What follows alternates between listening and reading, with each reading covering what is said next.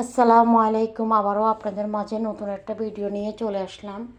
আজ রান্না করব আমি ছোলা বুটের ডাল এবং গরুর হাড্ডি কিংবা হাড়।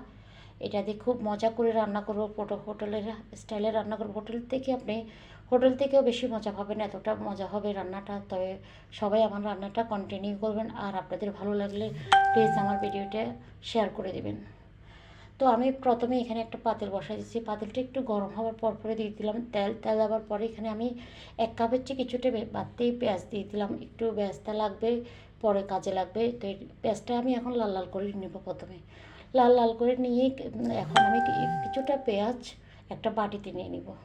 বাটিতে নামার পরে আমি এখানে দিয়ে দেবো আদা বাটা।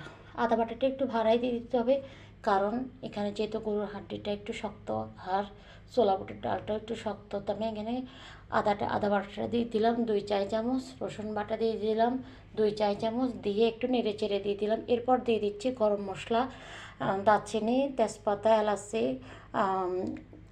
লং, গোলমরিচ দিয়ে একটু নেড়ে চেড়ে দিয়ে আবারও দিয়ে দিচ্ছি হলুদের গুঁড়া, লাল মরিচের গুঁড়া, ধনিয়া জিরার গুঁড়া, স্বাদ মতো লবণ দিয়ে একটু নেড়ে চেড়ে দিব। এরপরে দিয়ে দিচ্ছি পানিটা দিয়ে আবারও একটু নেড়ে চেড়ে দিব। নেড়ে চেড়ে দিয়ে বেশ কিছুক্ষণ সময় নিয়ে আমি মশলাটা কষাই নিব।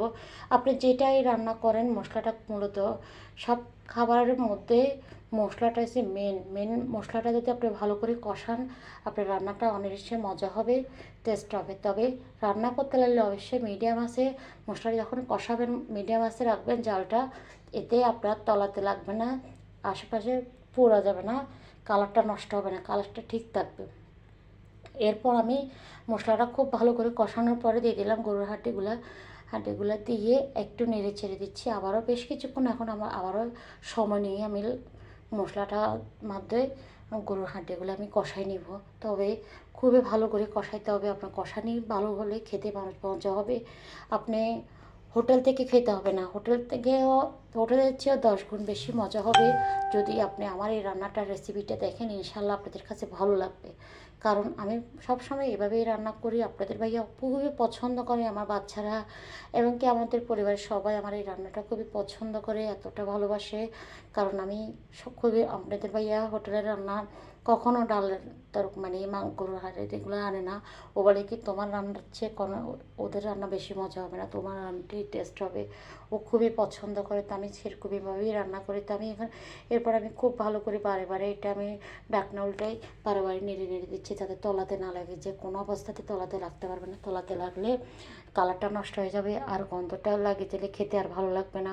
আর আপনি যেটাই রান্না করেন একটু তো কষ্ট হবে, কষ্ট করলেই তো আপনি মিষ্টি পাওয়া যাবে। যে কোনো খাবারের ভিতরে, যে কোনো কাজের ভিতরে একটু কষ্ট করবেন, দেখবেন অনায়াসে অনেকটা মজা হবে, খেতে ভালো লাগবে। এরপর আমার এখানে কষানোটাও ভালো করে হয়ে গেছে, আমি আবার একটু নেড়ে চেড়ে দিয়ে আবার দিয়ে দিচ্ছি ছোলা বুটের ডালটা দিয়ে আবারও বেশ কিছুক্ষণ সময় নিয়ে কষায় নিব। এখানে আপনার কষানোটা হচ্ছে মেন, আর আপনি যতটা ভালো করে কষাবেন ততটাই আপনার খাবারটা মজা হবে। প্লিজ আমার ভিডিওটা শেয়ার করে দেবেন, আবারও বলছি। তো এখানে আমার ভিডিওটা আপনাদের সবার মাঝে সরিয়ে দেবেন। আমি নতুন মানুষ যেহেতু, আপনারা আমাকে একটু ভালোবাসা দেন, ইনশাল্লাহ আমি আপনাদের সাথে সবার সাথে এগিয়ে যেতে পারবো। তো আমি আসলে প্রত্যেকটা মানুষই জানে ভিডিও করাটা অনেক কষ্ট, তারপরে আমি করছি শুধু আপনাদের ভালোবাসা পাওয়ার আশায়। আপনারা ভালোবাসা দেন, সেই জন্য আমি ভিডিওটা করি। এরপর আমি এখানে খুব ভালো করে আমার ডাল, আমার গরুর হাড্ডিগুলো খুবই ভালো করে কষানো হয়ে গেছে। এরপর আমি এখানে দিয়ে দিলাম গরম পানি। অবশ্যই এখানে গরম পানিটা ইউজ করবেন, কারণ গরম পানিটা মুরগির মাংস কিংবা গরুর মাংস কিংবা গরুর হাড় এগুলোতে আপনি যদি গরম পানিটা টেস্টটা ভালো আসবে, কালারটা টেস্ট সে হবে, একদম সব কিছুর ফ্লেভারটা ঠিক থাকবে, এক কথাই বলবো। এরপর আমি এখানে ঢাকনা দিয়ে দিলাম, আবারও ঢাকনা দেওয়ার পর একটু বলক আসার পরে দিয়ে দিলাম একটা ম্যাগি মশলাটা অবশ্যই দিবেন, তবে দিলে খুবই ভালো লাগে, কালার মানে খুবই টেস্টটা ভালো লাগে। তারপর আমি এখানে অনেকক্ষণ বারে এখন আপনি ম্যাগি মশলা দেওয়ার পরে যখনই বলক আসে যাওয়ার পরে ম্যাগি মশলাটা দিবেন। দেওয়ার পরে একটু নেড়ে ছেড়ে দিয়ে বারে নেড়ে দিবেন, তলাতে যেন কোনো অবস্থাতে না লাগে, কারণ ডাল জিনিসটাই মূলত তলাতে লাগে।